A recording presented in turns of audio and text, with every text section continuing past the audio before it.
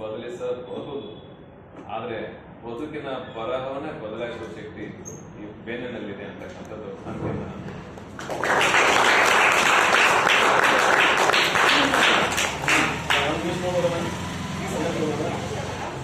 ನಮ್ಮ ಹಿರಿಯರು ಬಹಳ ಹೇಳ್ಯಾರ, ಅದು ಯಾವುದೇ ದೇಶದಾಗ ಇರ್ಬೋದು, ಪೆನ್ ಇವತ್ತಿಗೆ ಹಿಂಗ ಹಿಡಿದ ರೂಢ ಮಾಡ್ಯಾರ ವಿನಃ ಹಿಂಗ್ ಹಿಡದಲ್ಲ, ಹಿಂಗ್ ಹಿಡದಲ್ಲ, ಹಿಂಗ್ ಹಿಡದಲ್ಲ, ಅಥವಾ ಹಿಂಗ್ ಹಿಡಿದು ಬರ್ಯಾಕ ಹಚ್ಚಿಲ್ಲ.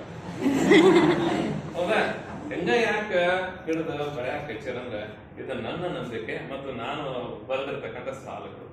ಯಾಕೆ ಮೂರ ಬೆರಳ ಹಿಡಿಯಾಕ ಇದನ್ನ ರೂಢ ಮಾಡ್ಸಿರಪ್ಪ ಅಂತಂದ್ರ ಈ ಮೂರು ಬೆರಳು ಮೂರು ಶಕ್ತಿಯ ಸಂಕೇತ. ಮೂರು ಬೆರಳು ಮೂರು ಶಕ್ತಿಯ ಸಂಕೇತ.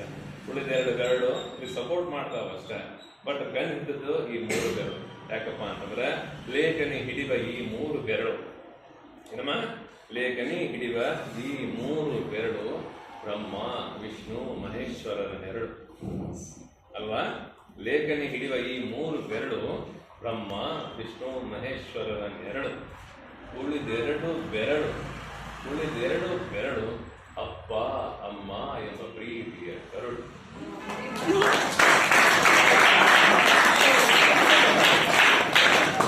ಲೇಖನಿ ಹಿಡಿಯುವ ಈ ಮೂರು ಬೆರಳು ಬ್ರಹ್ಮ ವಿಷ್ಣು ಮಹೇಶ್ವರರ ನೆರಳು.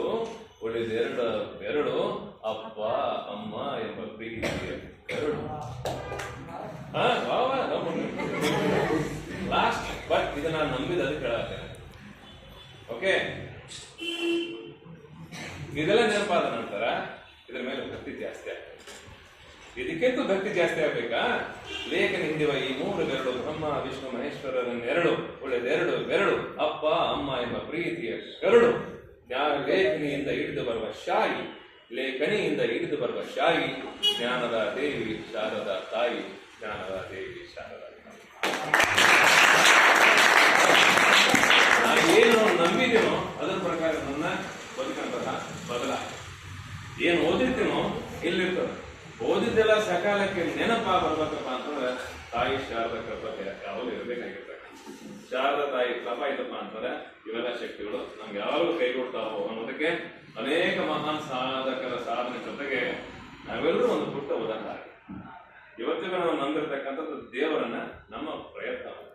ಯಾವುದೇ ಸಾಧನೆಗೆ ಅಡ್ಡ ಹಾದಿಗೆ ಇರೋದಿಲ್ಲ. ನನ್ನ ಸ್ವಂತಿಕೆ ನನ್ನನ್ನು ಮುನ್ನಡೆಸಬಲ್ಲದೇ ವಿನಃ ಅವರುಗಳು ಮಾಡಿರ್ತಕ್ಕಂಥ ಆ ಸಂದರ್ಭದ ಸಹಾಯ ಅದು ಅವತ್ತಿನ ಸಮಯಕ್ಕೆ ಮಾತ್ರ. ಅದು ಬದುಕಿನದ್ದಕ್ಕೂ ಬರಬೇಕಾಗಿರ್ತಕ್ಕಂಥದ್ದು ನನ್ನ ಪ್ರಯತ್ನ, ನನ್ನ ಪರಿಶ್ರಮ ಮತ್ತು ದೇವರ ಅನುಗ್ರಹ. ಇಷ್ಟೇ.